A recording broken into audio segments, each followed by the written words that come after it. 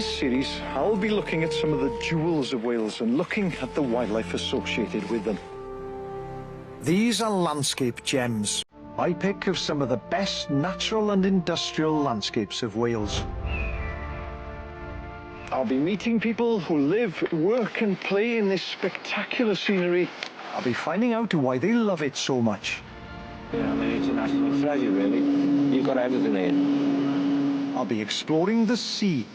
I'll also be finding out how the Welsh landscape is being used today and discovering some very surprising wildlife right amongst this dramatic activity. Wales has terrific landscape and it's been enjoyed and exploited for centuries. It's been shaped by nature and by man.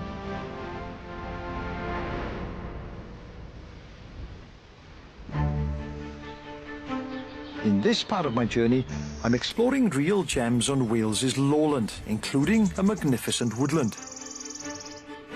I'm also taking you to some real choice locations on the coast. And I'm venturing underwater.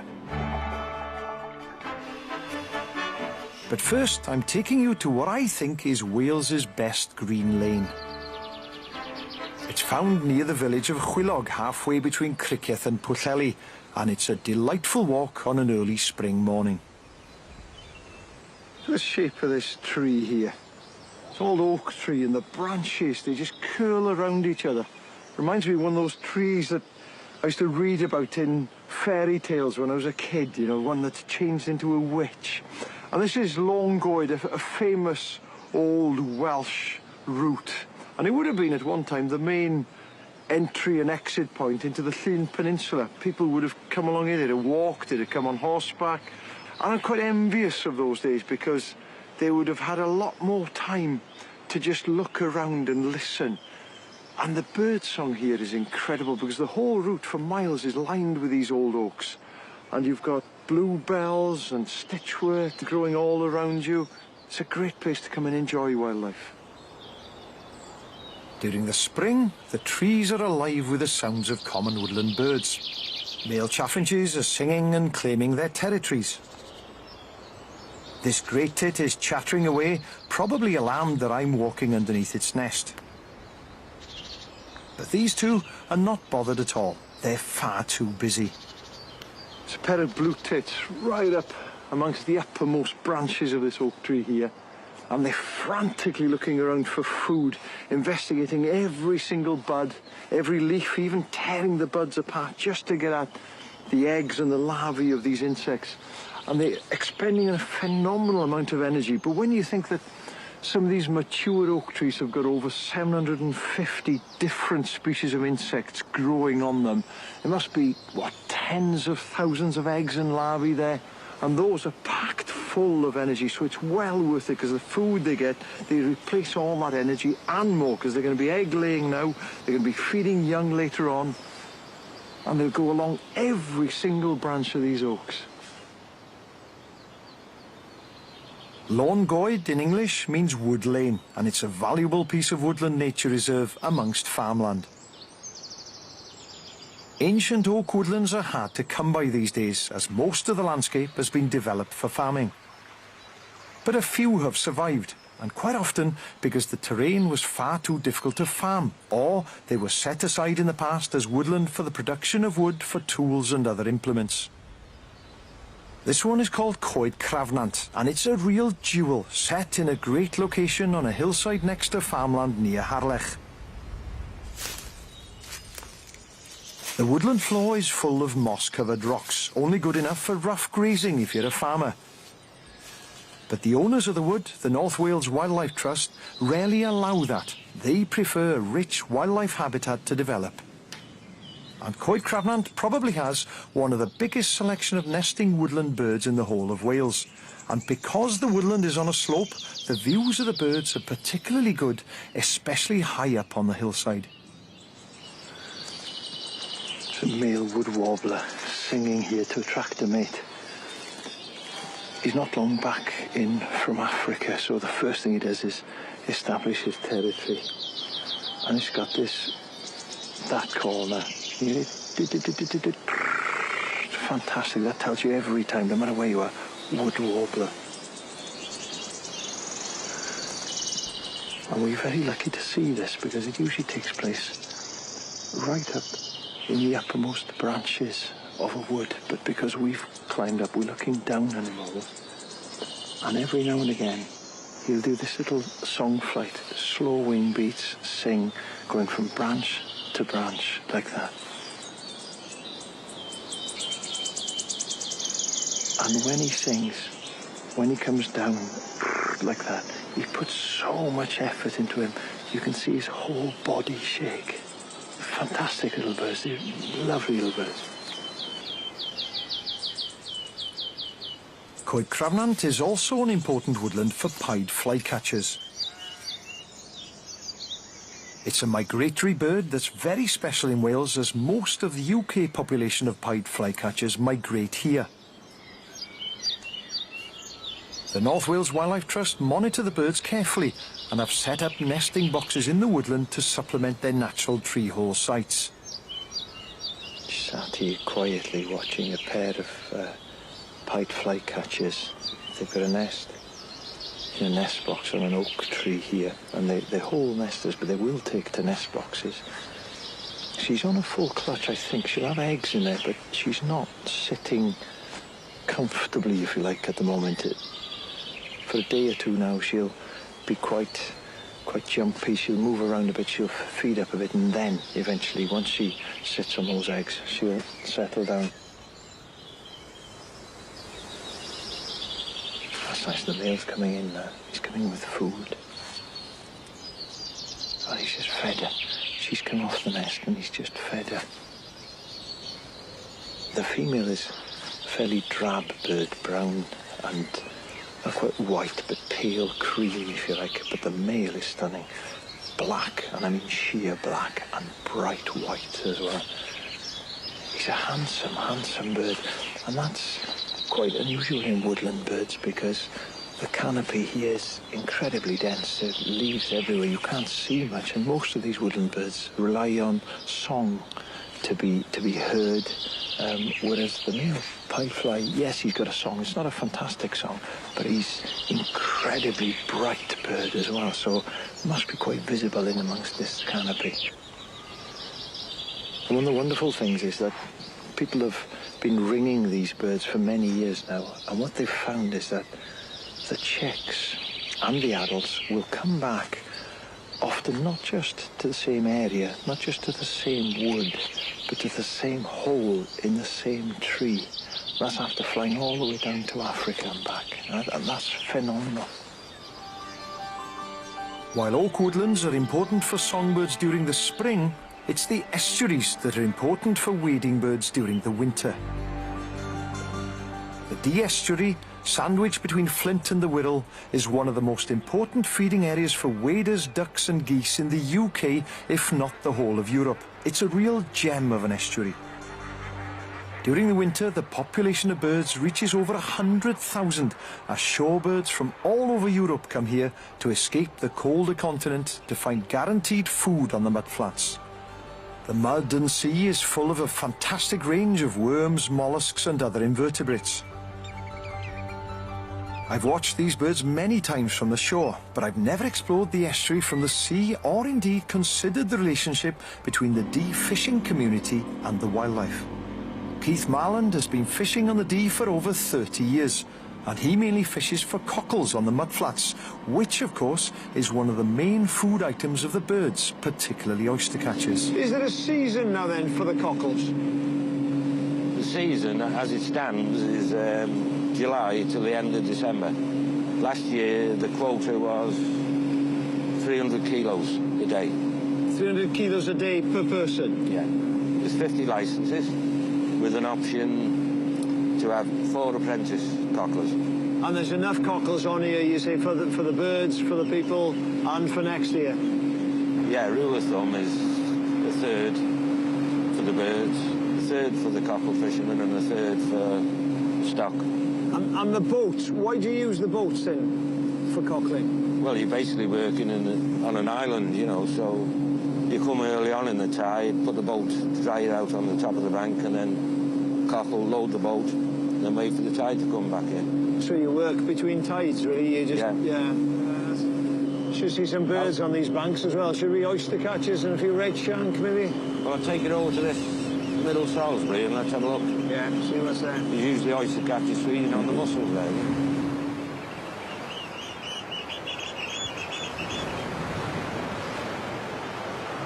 Spending much of his time on the estuary, Keith knows the favourite locations of the birds, and he also wanted to show me another special wildlife attraction. The Dee estuary is one of the few places on the Welsh coast that grey seals haul up on sandbanks.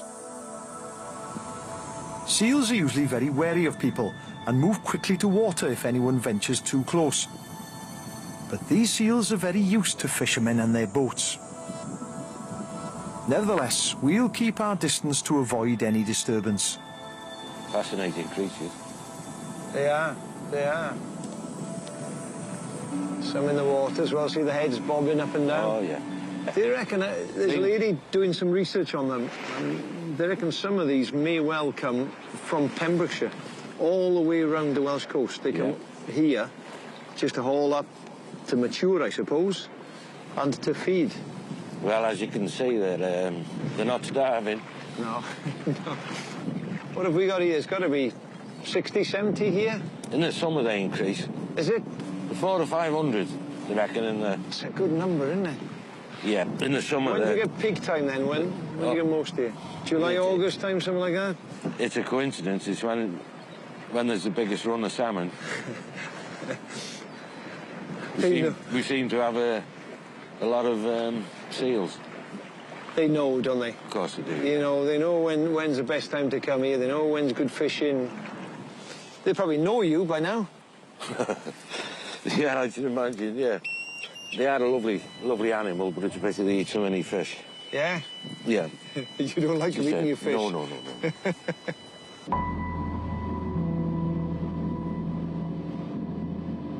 I must confess I'm very envious of Keith. He has a front seat view of the Dee's wildlife pretty much on a daily basis, and it's part of the estuary's makeup.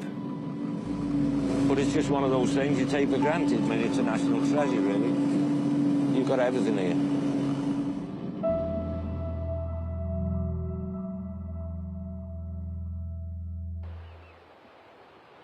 I'm walking, early May, on Malltraeth Cobb on the western coast of Anglesey. The Cobb is a mile-long embankment built during the early 1800s to protect the low-lying land from flooding. This is the Cefni estuary, one of the lesser-known estuaries of Wales, but still wonderful place for birds, and especially in the winter for waders and wildfowl. But can you imagine before this Malltraeth Cobb, this seawall was built several centuries ago now, what it would have looked like? Because at that time the estuary would have extended halfway across Anglesey. A whole series of creeks and lovely wetland area. Must have been a great place for breeding waders, red shank and lapwing.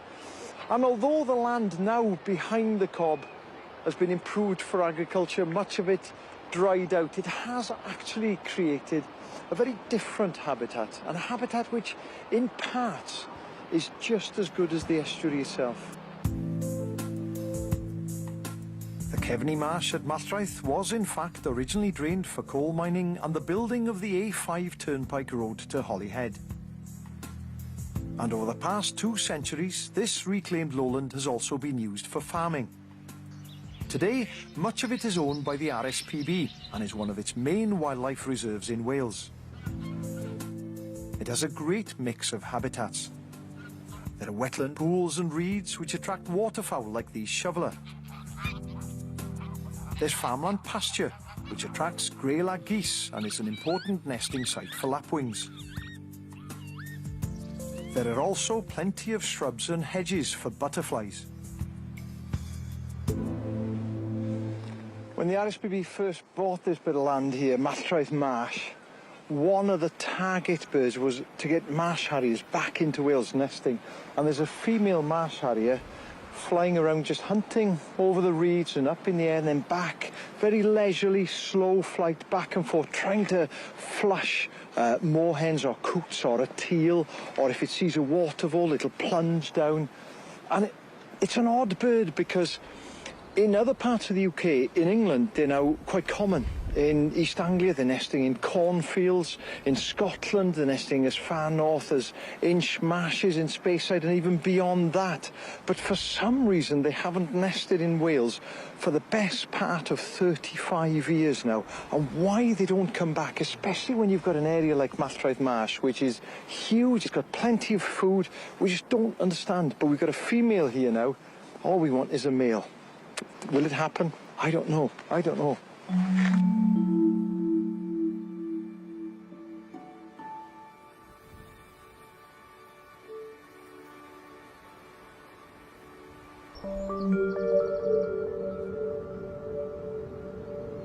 Amongst the low-lying farmland of Wales, you'll find the occasional patch of rough ground.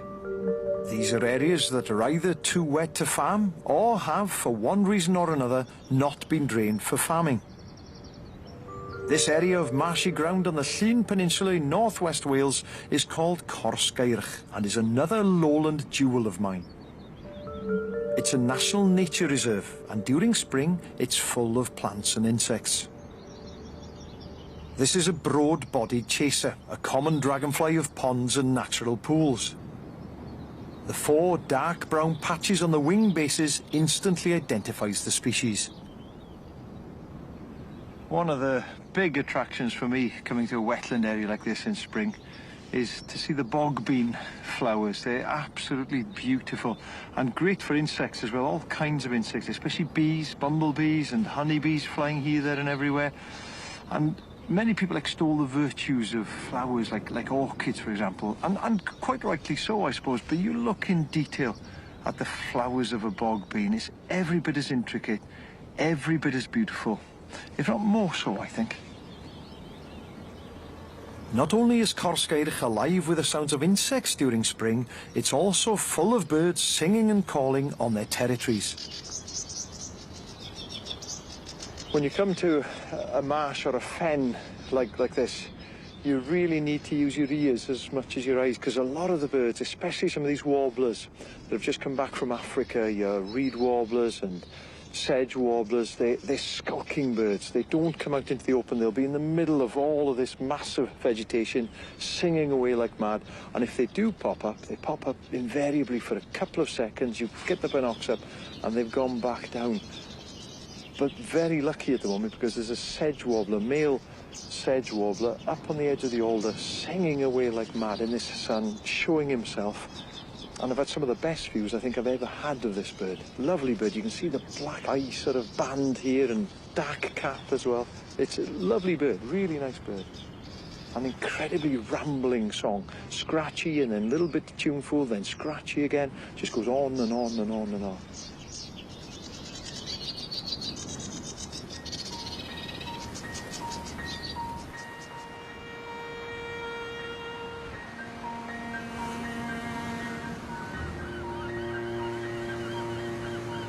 Much of what's good about lowland Wales is along its coast. And if you measure every portion of every beach, bay and rugged cliff, including Anglesea's coast, as the Ordnance Survey have done, you total an amazing coastal length of nearly 1,700 miles. Just look at this. There's not much I can say to add to that, is there? Incredible. And we're so lucky in Wales, not just to have landscape like this, but the fact that these days you can walk almost all the way around the Welsh coast. And some of those paths are well established and well known. Pembrokeshire Coast Path maybe being the best one. But this one was only opened a few years ago. This is the Ceredigion Coast Path. And it stretches from beyond Aberystwyth in the north all the way down to south side of Cardigan down there. And the section I'm walking, this is Cwm Tydau down here. I've just climbed up and I'll be following the coast around only for about 4.5, 5 miles maybe. But I think this is probably the best section of all. I'm heading south in the direction of Llangrannog, with the headland of Ynys Lochdyn and Aberporth in the distance. The path follows a route along the cliff tops high above the sea, and you walk at eye level with the coastal birds.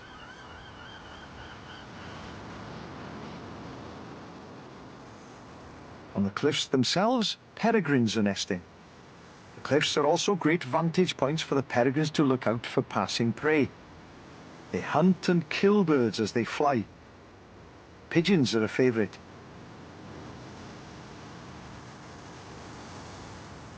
There are also kestrels about. There are a few things you do in life where time passes and you don't really notice it. One is watching waves on a shore, another one is looking into an open fire. But for me, it's watching hunting kestrels. It's a male and a female kestrel hunting up here now. They're not hovering, they're actually using the wind just to stay up in the air. She's just gone down. No, she's come back. Maybe with a beetle and a talon full of grass, I think there. In fact, the kestrel has caught a lizard. Its body shape can clearly be seen hanging from the kestrel's talons. They don't always eat on the wing. These two are now because they're catching mainly beetles, a few lizards. But if they catch something bigger, if they catch a vole, they land on one of these posts and feed there. But you can watch kestrels, I find anyway, for hours and hours and hours, and time will just pass.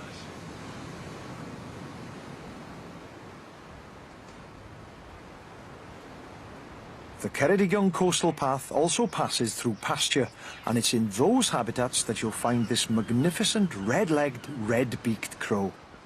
One of the really special birds along this section of coast is the chough. Very scarce, very much a western bird. I think Wales has something like 2/3 of the UK population of them. There's a pair here feeding away on an old bank, and that's ideal for them because that long sickle-like beak, they dig up grubs, particularly ants. They love ant eggs, ant grubs as well. And this bank has been warmed by the sun, so it'll be full of invertebrates for them. They don't like the sections that are covered in gorse and heather and bracken. They like these well-grazed but unimproved parts of the coast.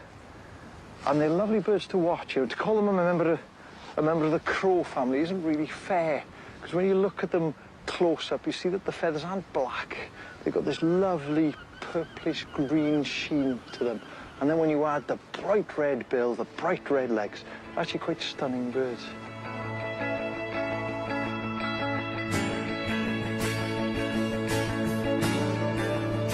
On a sunny spring day, there aren't many better walks in Wales than this stretch of coast overlooking Ceredigion Bay.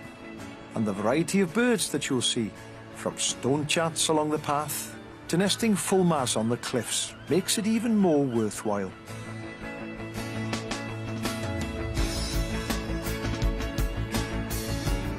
The Welsh coast is blessed with some impressive sand dune formations. On the dunes, you'll find special wildlife. And those at Oxwich on the Gower Peninsula in South Wales are a very important jewel between March and April. A familiar looking plant here, this one. I'm not a great botanist, but these are pussy willows. The willow's a little bit different. The pussy willows are more yellowy than the ones you see in hedgerows and woodlands, and it's creeping willow.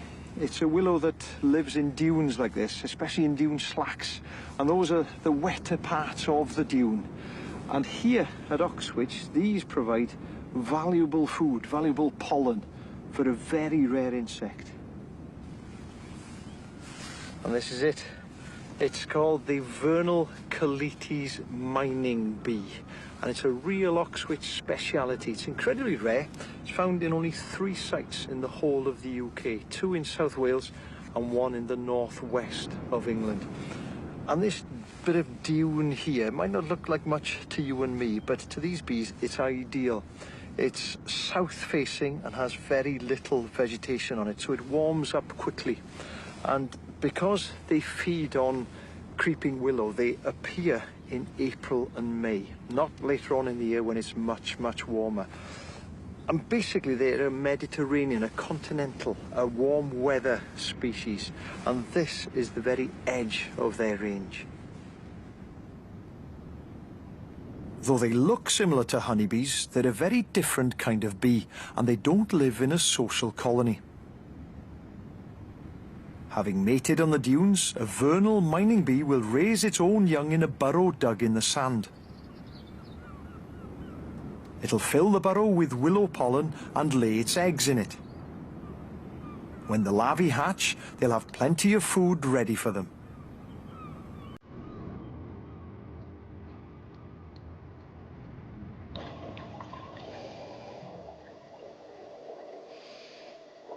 Wales has a very rich and varied sea life all along its coast. It has stunning wrecks, kelp forests, sandy beds, and dramatic rocky landscapes. I've dived much of the Welsh coastline, and I've experienced firsthand this wonderful hidden treasure of Wales.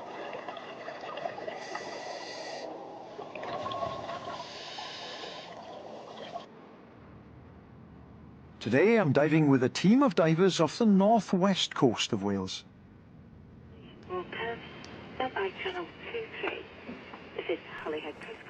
We've come out just off the north coast of the Llyn Peninsula. This is Arrival, a very well-known landmark there.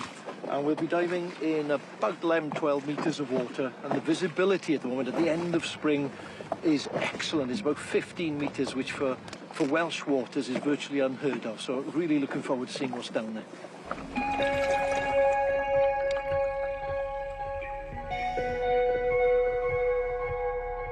The seabed is a flat, pebbly landscape on which lurk all sorts of bottom-dwelling fish and other underwater creatures.